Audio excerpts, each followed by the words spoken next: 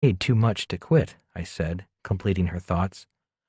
Nodding, she said, yeah, that's it. I'm not paid a lot, just enough so I won't quit and go somewhere else. I need my paycheck. My husband and I make a lot of money, but with 4 kids in school, there is no way we can do what you are talking about. Although I did not agree with her point of view, I did let her know I understood how she felt. So, what would you say to me? How do I break out? I need that paycheck. I need this job, even if it doesn't pay much. I feel I am trapped in a room with walls that are closing in around me. What can I do? Taking a moment to collect my thoughts, I finally asked, do you remember the example I used of the baby learning to walk? Yes, I do, said the host. And once they can walk, the baby becomes a child. And once they learn to drive, they become a young adult. And that is how we learn anything in life. We learn by first having a desire for a change. We want something better. You may have enjoyed your work at one time, but now you know it is time for a change. It's time to move on, just as a baby somehow knows it is time to change. It's time to stop crawling. At some magical point in time, the baby knows when the time is right, when it's time to do something different. The baby begins by clinging to something, like a parent's pants leg or the leg of a table. Babies wobble as they are learning to bridge the gap between crawling and walking. They do this repeatedly, and then one day they let go and fall down. The baby failed. Instead of quitting, which is what many adults would do, the baby repeats the process again and again. Then one day, the baby's mind, body, and spirit come into alignment and the baby can stand. Soon after standing, the baby learns to walk. The baby becomes a child. Then come bicycles and then come cars, said the host. Babies become children and children become adults. I completed the thought by saying, yes, and the process is similar for entrepreneurship. I just happened to start at age 9, failed at 9, and succeeded at 9. You can do the same if you are willing to risk going through your learning process. So you are confident in your skills as an entrepreneur? Asked the host. No, not really. I am confident in my ability to make mistakes, correct, and improve my business. I am a better entrepreneur today, and I plan on getting better. But no, I am never fully confident in my skills as an entrepreneur because I do not rest on my laurels or my past successes. I constantly put myself in situations where I am beyond my skills. I am always on edge, always tentative, always testing myself. That is the way I continually get better.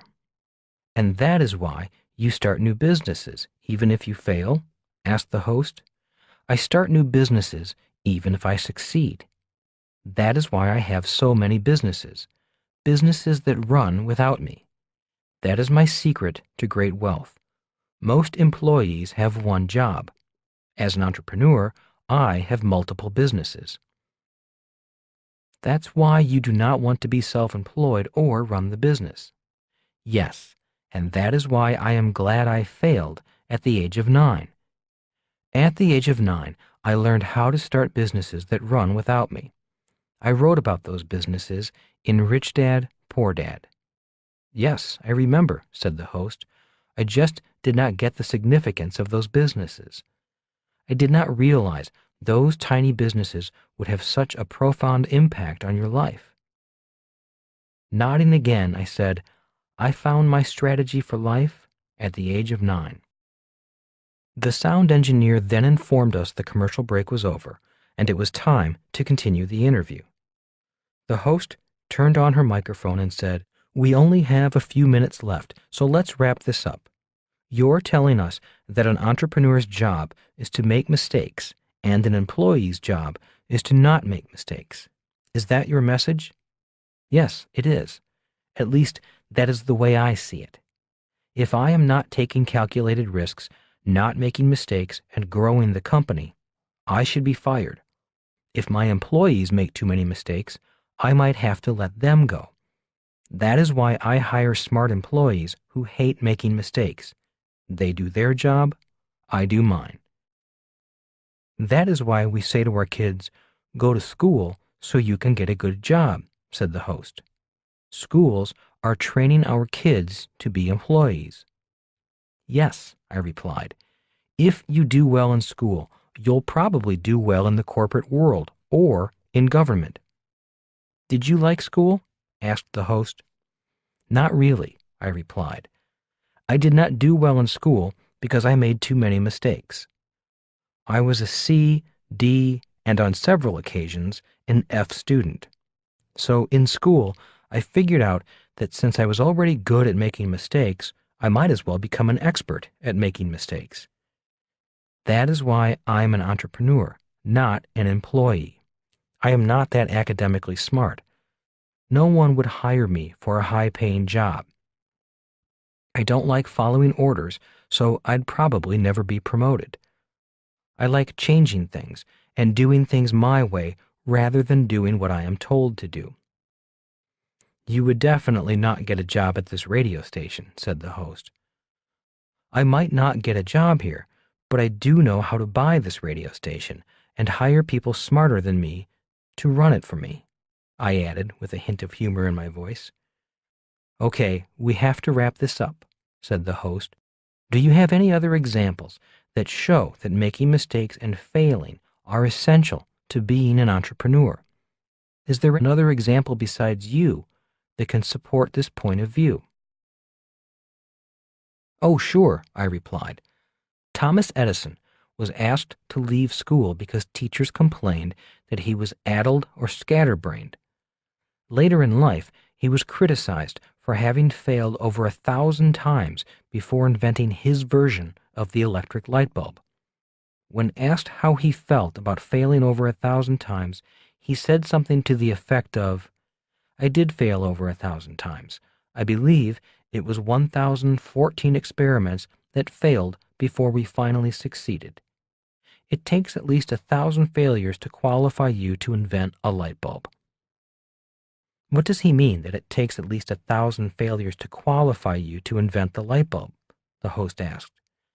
It means if you or I wanted to invent a light bulb today, instead of just buying one from the store, we would probably fail at least 1,000 times before we knew how to make a light bulb.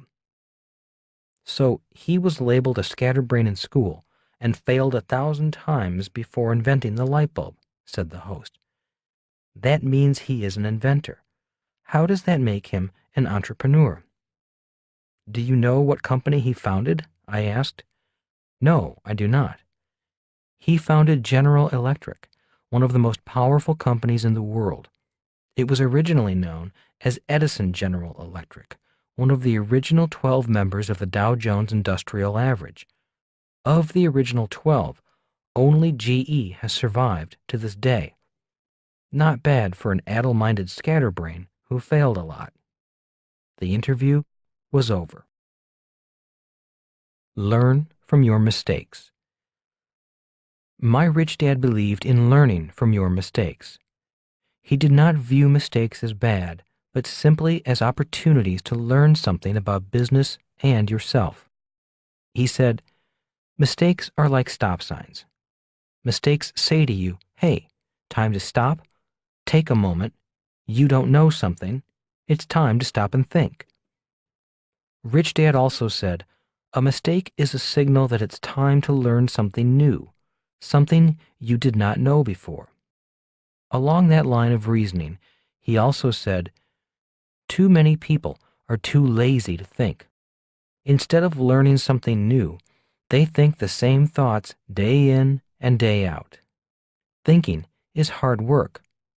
When you are forced to think, you expand your mental capacity. When you expand your mental capacity, your wealth increases.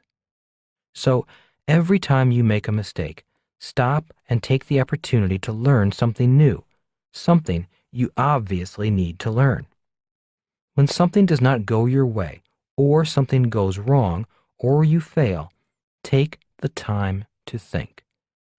Once you find the hidden lesson, you will be thankful for the mistake. If you are upset, angry, ashamed, blaming someone else for the mistake, or pretending you haven't made a mistake, you haven't been thinking hard enough. Your mental capacity hasn't expanded enough. You haven't learned the lesson, so keep thinking. Poor Dad's philosophy on mistakes. My poor dad, being an educator, had a different point of view on mistakes.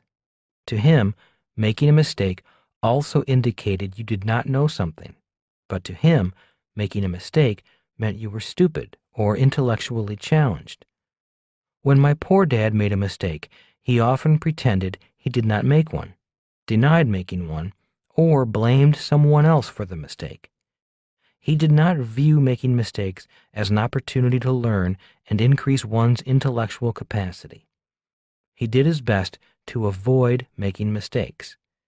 He did not view making mistakes as a good thing, like my rich dad did. Bad luck to good luck. Lesson number 2, turning bad luck into good luck, is the second lesson because of the differences I noticed between my rich dad and my poor dad when it came to making mistakes. In my opinion, it was each man's personal philosophy on the subject of mistakes that determined his ultimate success in life. His first big failure. In earlier books, I talked about coming home from the Vietnam War and having to decide in which dad's footsteps I